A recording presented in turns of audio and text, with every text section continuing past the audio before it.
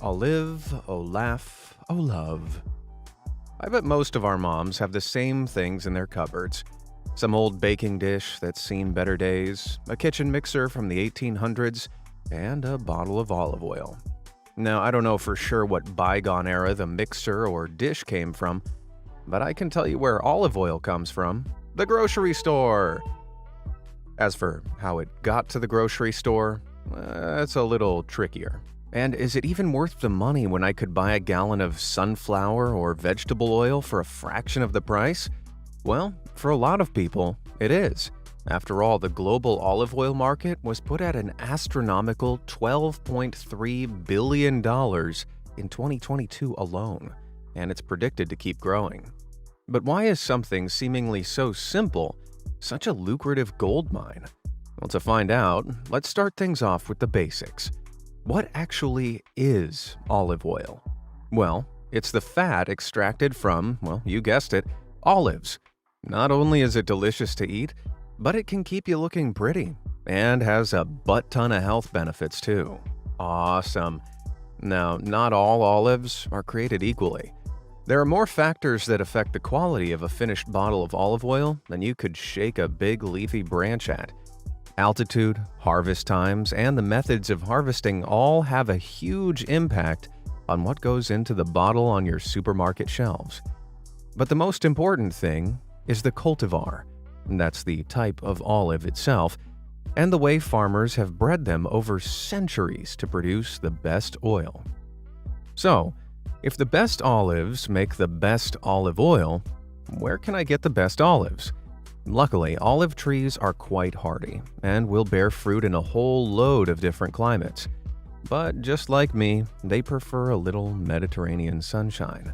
Spain, Italy, and Morocco are the largest producers, with Spain growing a whopping 5 times as many olives as their second biggest competitor. Alright, I got it. Get the best olives, give them a squeeze, bada bing, bada boom, that's $30 in a bottle. I'm in the money. Easy, Tiger. You might know the what, but you don't know the hows and the whens. It takes between 3 to 5 years for a new olive tree to actually grow any olives. Yep, it's a long game. And when fruit eventually does grow, farmers need to bring in the harvest at the right time to make the most of their yield. This can differ depending on location, but typically throughout September and October. The olives accumulate a large amount of oil and get all juicy and fat. As the weather cools and the days get shorter throughout November, the oil accruement slows down. By now, the olives are so ripe they begin falling off the tree, but if they hit the ground, the oil within them starts to break down and can be ruined. So, workers have to move fast and pick the precious fruit before it falls to avoid wasting what they've painstakingly waited for. Roughly, it takes about 50 pounds of these super fat olives to make a gallon of oil. That's a colossal 36,000 olives. Yikes. And each tree will only produce between 33 to 44 pounds of olives in a year.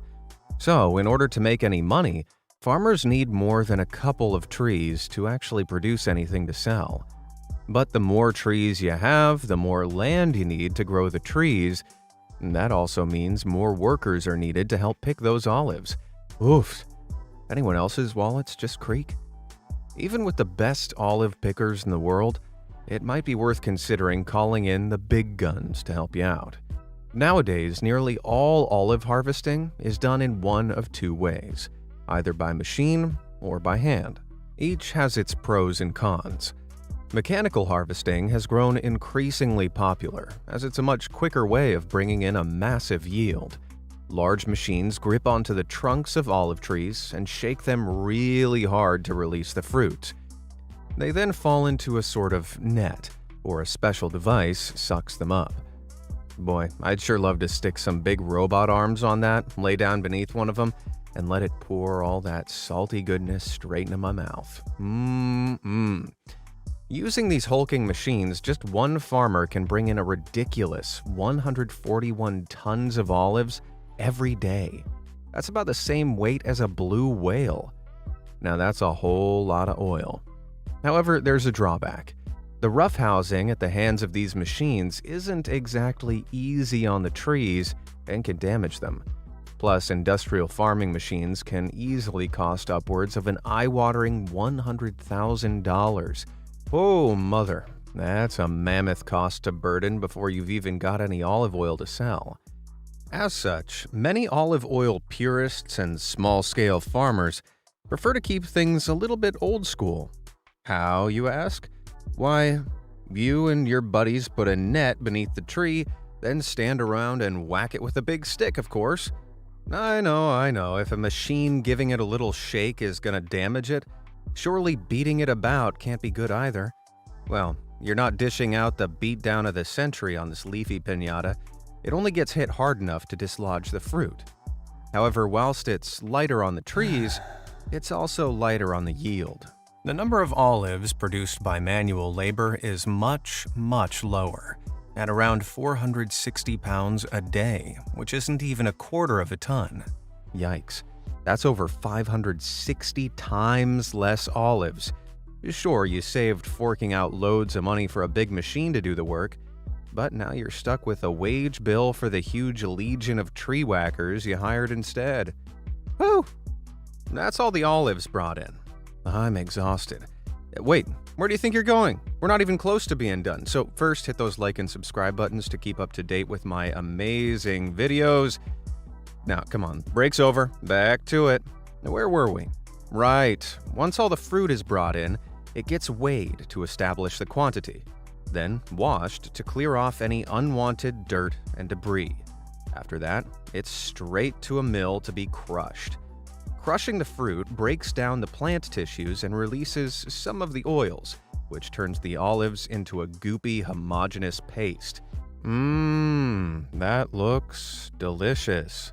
Spain's largest producer of olive oil crushes up to 2,200 tons of olives every single day, and the whole harvest needs to be processed within 24 hours of bringing in the fruit to avoid fermentation or oxidation, ruining the final flavor. Now hold on, before you go chucking all your olives into that old dodgy mixer your mom has, I'm gonna need you to chill out.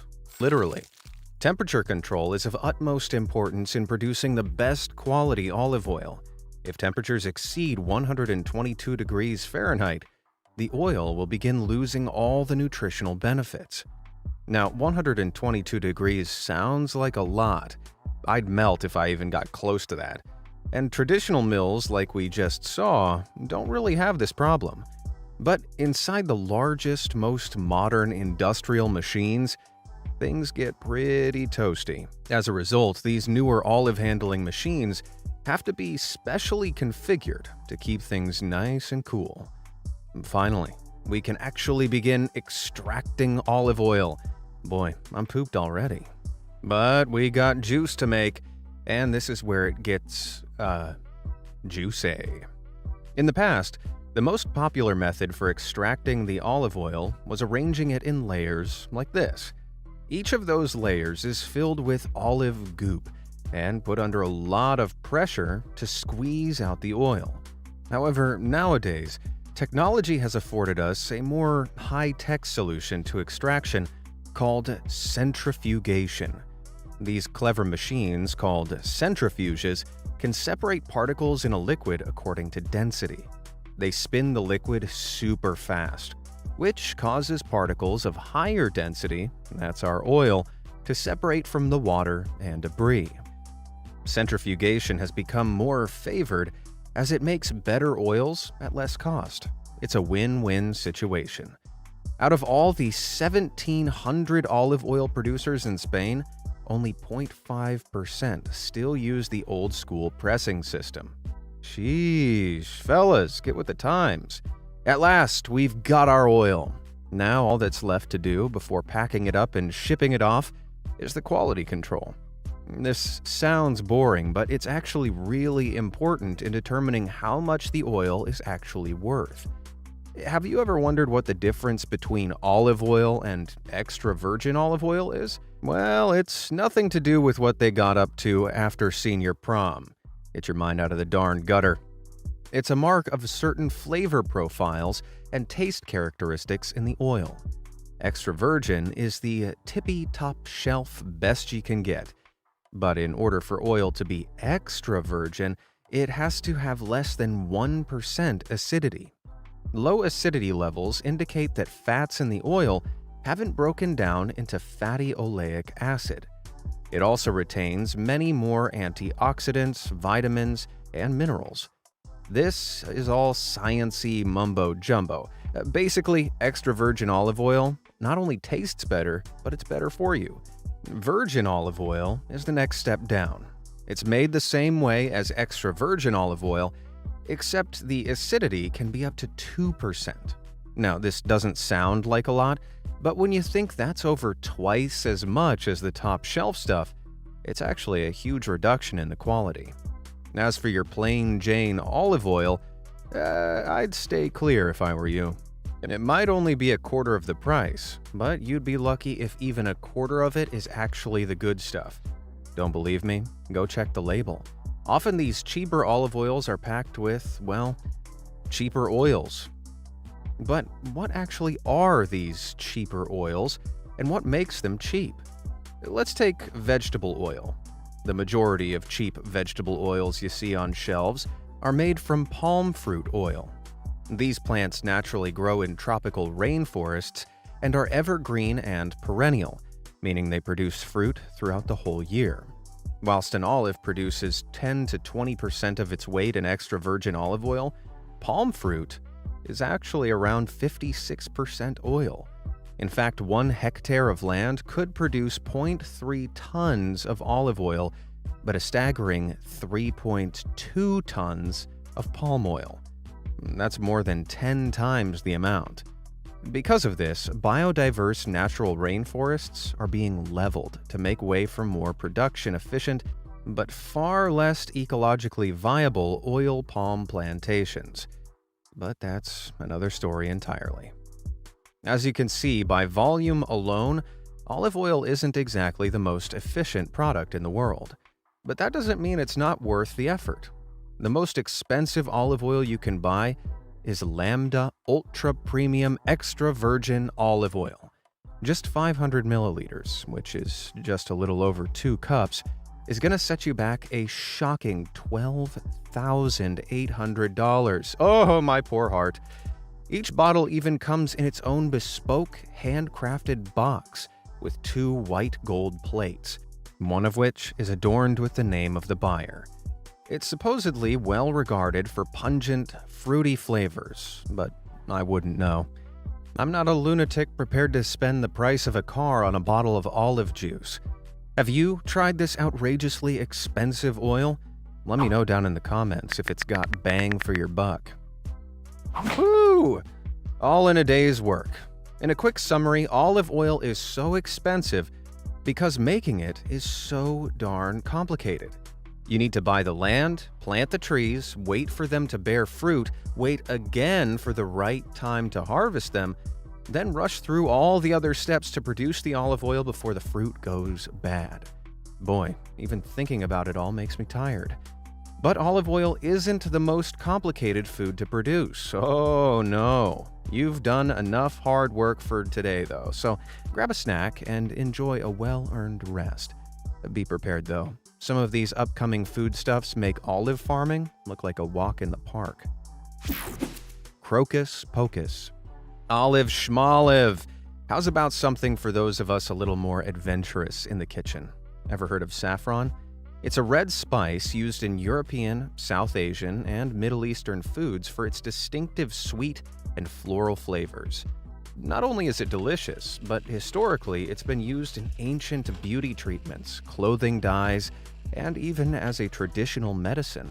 In fact, saffron has always been highly coveted, and at times its pound-for-pound price has rocketed to over 3 times that of gold. It's still extraordinarily high today, with the best saffron fetching a mind-blowing $5,000 per pound. Yikes. But why? Well, harvesting this steep seasoning is an incredibly intensive process. Saffron is picked from the Crocus sativus flower and is actually the stigma or pollen receptor of the flower. Each flower will only ever produce 3 stigmas. So, once they're gone, they're gone. As if that wasn't enough, each strand is so exceptionally fragile that a machine will damage them. Saffron farmers have to painstakingly pluck the flowers by hand, then take the stigmas out from them. All that picking has to be done before sunrise because the strands are so delicate that simply being exposed to the sun is enough to damage them. Sheesh. What's more, one full-time farmer harvesting saffron all day rarely collects more than the weight of a single jelly bean's worth. Whew! And then, all the little strands must be dried out. This process varies from country to country, but can take up to 10 days. That sounds like back-breaking work. And for the 2 or 3 weeks a year that these flowers bloom, it is. That's right. The entire year's harvest happens across mere days. Factoring in the labor costs and the astounding complexities of producing this spice, it's no surprise that saffron is the most expensive spice in the world by a colossal margin. It's a good job you only need the tiniest pinch to flavor your food. Otherwise, all these biryanis would have me remortgaging my house. Now, home cooking aficionados, before you get your basmati in a bunch, I know what you're thinking. I've got saffron in my cupboard, and I only paid a few dollars for it. Sure, but are you certain what you've got is the real deal? You see, when there's not a lot of product to go around and the prices keep going up, it opens up the market to cheap counterfeits. In a 2019 raid at a factory in Alicante, Spain, authorities seized an eye-watering $900,000 worth of bootlegged saffron ready to be shipped throughout Europe. Whilst many products that line our supermarket shelves might be labeled as saffron, they could easily be corn silk dyed to look like saffron, or in the case of the warehouse in Alicante, real saffron cut with other substances, like cheap plant fibers. So, how can you make sure you're getting the authentic experience? Well, price is a good starting point. If a deal seems too good to be true, then it probably is. Don't get scammed trying to cut costs. Secondly, choose a reputable seller. Iran produces 90% of the world's saffron. If you were asking me then, it's not a bad place to start looking. But Iranian saffron is arguably not the best. That prize goes to Kashmiri saffron, which is made from longer stigmas. Of course, better produce means a much bigger price tag. So, if you want to go hell for broke on a big night in, be my guest. I'm getting DoorDash. Millionaire Vanillionaire. Normally, I'm not much of a silver medal guy, but the second most expensive spice could be even more shocking than the first.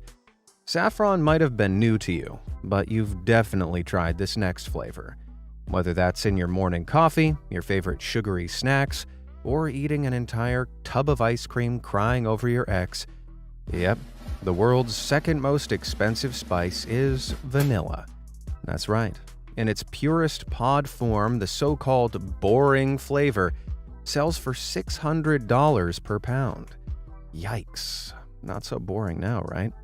Wait, I could roll up to Trader Joe's and buy a pint of that Nilla goodness for a couple bucks. By that logic, there's hardly any Nilla in there. Well, there's actually none. Whoa there, before you go charging in, waving your receipt, asking for a refund, let me explain. The vanilla flavor you get in your lattes and puddings is actually an artificial compound called synthetic vanillin.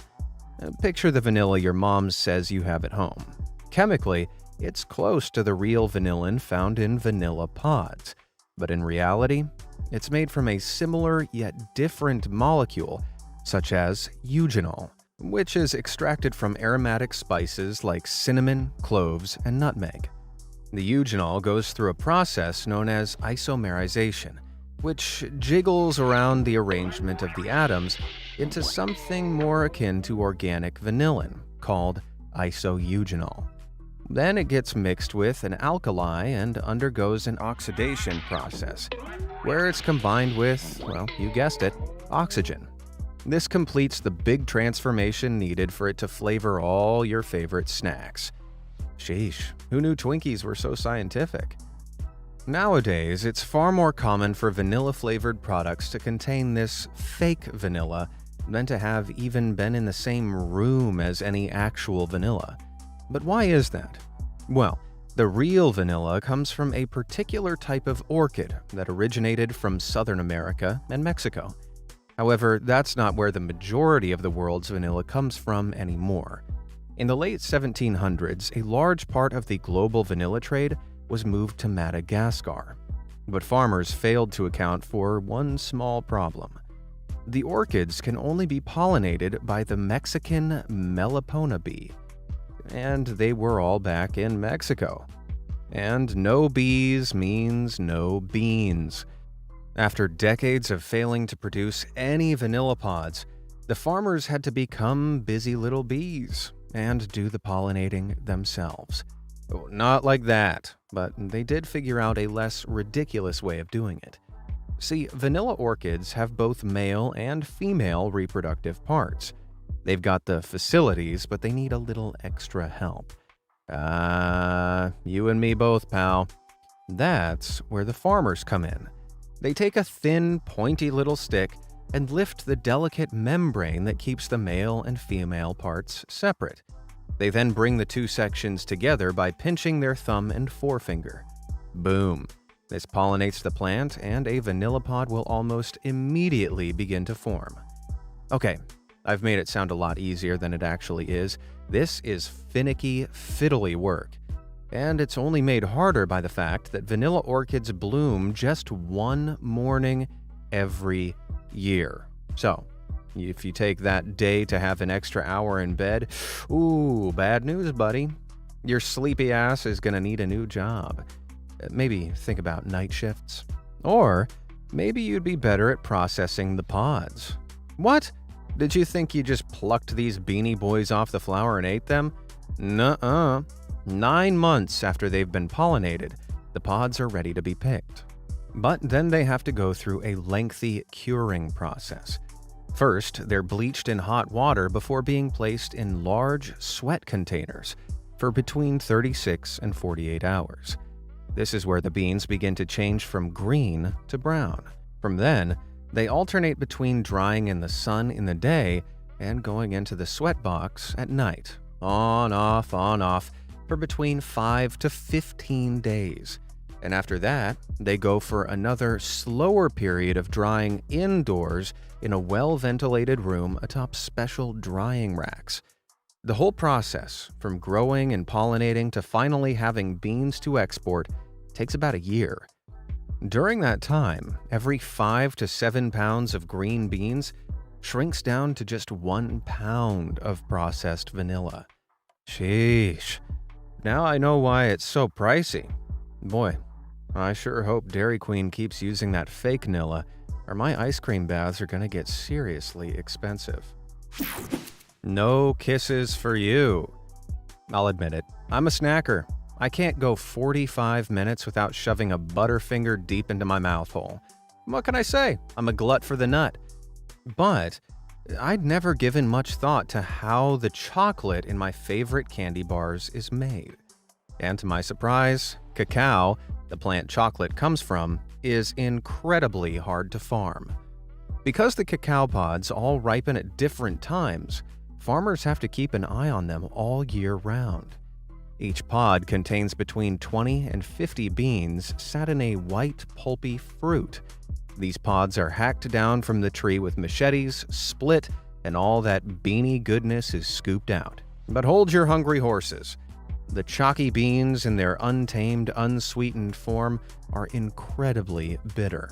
Before they can become delicious chocolate, they have to be fermented for 6 to 10 days to destroy the seed coat around the outside of the bean and improve the flavor. Next, the beans are dried for between 5 and 10 days before being sorted and sold on. Woo! That sounds exhausting. Well, it is. It takes one tree an entire year to produce enough beans to make a little over a pound of coca. So farmers need a hell of a lot of trees. and that means a hell of a lot of work. You're probably wondering how cocoa has wound up in a video about expensive foods though, right? Candy bars are just a couple of bucks. Now, let me guess. It's not really chocolate. Never saw that twist coming.